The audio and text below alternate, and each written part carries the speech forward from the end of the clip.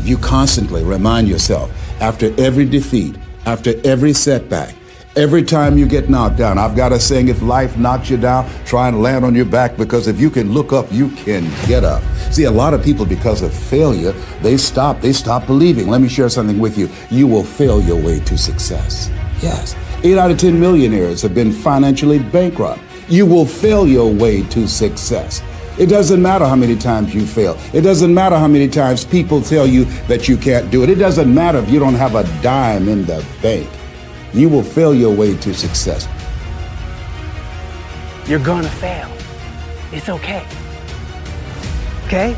You're gonna fail. And I'm not talking about the tests. It's one thing. I'm talking about to your knees, your skin, bloody, fail. And that's okay, because you know what? You know down deep inside of all of you, that's how you learn. You need to be motivated by failure. How'd you learn how to walk?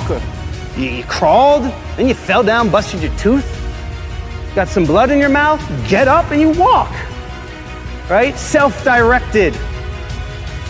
You don't make excuses for the failure, you grieve it. You feel the pain. You don't brush it off, you don't downplay it. You feel the pain and you don't rush to feel better. Now, listen, this is a principle of life I'm about to tell you. To get past it, you gotta go through it. That's true in so many areas, but it's particularly true with failure. To get past your failure, that failure in your life, you gotta go through it. You can't go around your failure, you can't go over your failure, you can't go under your failure, you can't ignore your failure. You need to grieve the failure. You need to feel the pain. Now, we don't like feeling bad, but grief is a good thing. Grief is the way we get through the failure, and grief is the way we learn the lessons. So often, we want to just, when we fail, we want to just forget it, push it aside, stuff our emotions, and then immediately go to the next thing. When you stuff your emotions, when you swallow your emotions, your stomach keeps score. It's kind of like, what if you took a can of Coke and you shook it up for a long time and then you put it in the freezer? What's going to happen to it? It's going to explode eventually. It's going to come out sideways. And this happens in your life when you don't deal with your emotions properly. This is why sometimes 6 months after failure, a marriage falls apart. Or 6 months after somebody gets laid off work, there's another problem. There's a physical health problem, things like this. Because you've shaken up the can and you've got all these emotions feeling inside of shame and regret and fear and insecurity and all the things that come with failure, and you're not dealing with them. And so you shake it up and you say, we're just gonna put this in the refrigerator and try to forget about it, and we're gonna freeze it, and it's gonna explode, and it's gonna come out sideways in an affair or in wrong behavior or an impulsivity or an addiction or all kinds of other things. I have seen this thousands of times in people's lives. You don't minimize it, you don't rush to feel better. To get past your failure, you've got to go through the failure.